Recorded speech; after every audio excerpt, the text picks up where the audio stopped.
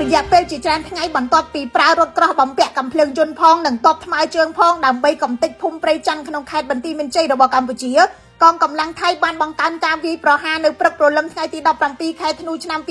2025ដោយបញ្ជូនយន្តហោះចម្បាំង F16 ទៅទម្លាក់គ្រាប់បែកនៅលើតំបន់នោះនេះបើយោងទៅតាមក្រសួងការពារជាតិកម្ពុជាក្រសួងការពារជាតិបញ្ជាក់ថាយន្តហោះ F16 បានចូលទម្លាក់គ្រាប់បែកនៅម៉ោង 6:25 នាទីព្រឹកប៉ុន្តែមិនទាន់ប្រាប់លម្អិតពីចំនួនគ្រាប់ដែលថៃទម្លាក់នឹងការខូចខាតនៅឡើយទេ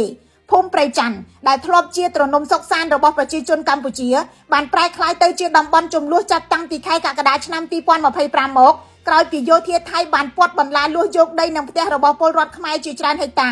មុនពេលការប្រយុទ្ធគ្នាជុំទី2ផ្ទុះឡើងប្រទេសទាំងពីរកំពុងតែសហការគ្នាបោះបង្គោលព្រំដែនបណ្ដោះអាសន្នឡើងវិញដើម្បីបញ្ចប់ជម្លោះដោយសន្តិវិធីផ្ទុយទៅវិញកម្ពុជានិយាយថាចាប់ពីថ្ងៃទី8ខែធ្នូយោធាថៃបានផ្លាស់ប្ដូរទៅប្រើប្រាស់កម្លាំងវាយប្រហារភូមិនេះដោយដំបូងឡើយបាញ់ប្លង់ពីចម្ងាយបន្ទាប់មកទ័ពថ្មើរជើងអមដោយរថក្រោះមានបំពាក់កាំភ្លើងយន្តចូលបាញ់ស្រោចភូមិផ្ទះជាច្រើនខ្នងត្រូវខូចខាតប្រជាជនភៀសខ្លួនក្រសួងការពារជាតិកម្ពុជាបានកត់សម្គាល់ថារយៈពេលប៉ុន្មានថ្ងៃចុងក្រោយនេះថៃបានបង្កើនការវាយប្រហារតាមយន្តហោះចម្បាំងនៅថ្ងៃទី15ខែធ្នូយន្តហោះនេះបានទម្លាក់គ្រាប់បែកពីកន្លែងនៅស្រុកស្រីស្នំចិត្តជំរំភៀសខ្លួននាខេត្តសៀមរាបនិងនៅស្រុកព្រះនេត្រព្រះនៅក្នុងខេត្តបន្ទាយមានជ័យមួយថ្ងៃបន្ទាប់គឺនៅល្ងាចថ្ងៃទី16ខែធ្នូយន្តហោះ F16 បានទម្លាក់គ្រាប់បែកនៅច្រកព្រំដែនចមួយនៅក្នុងខេត្តពោធិ៍សាត់ក្រសួងការពារជាតិនិងក្រសួងមហាផ្ទៃកម្ពុជាបានហៅទង្វើរបស់ថៃថាជាសង្គ្រាមឈ្លានពានទឹកដីនិងអំពាវនាវឲ្យអន្តរជាតិថ្កោលទោសហើយក្រសួងការបរទេស